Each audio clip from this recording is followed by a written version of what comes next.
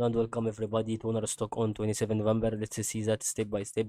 If you are new to this video, don't forget to subscribe and like. And let's start. So, according to what we want to explain TONR stock on 2023 or 2022. So that's going to be the meaning of 1 day update on this period. So as we can see, it's going to be very important. If we wanted to check out, this is a value that is currently 0.0005 USD, and here is going to be 1 cent. So if you multiply this value by about okay, maybe about, okay, if you divided 100 over 5 will give you 20. So if you divided this by 20 will give you this value, and that's what exactly I want. Okay, this is going to be increased, for example, by 5, then this going to be by 5, okay, by 4, okay, this going to be by 3, then 3, there's 4, then 5.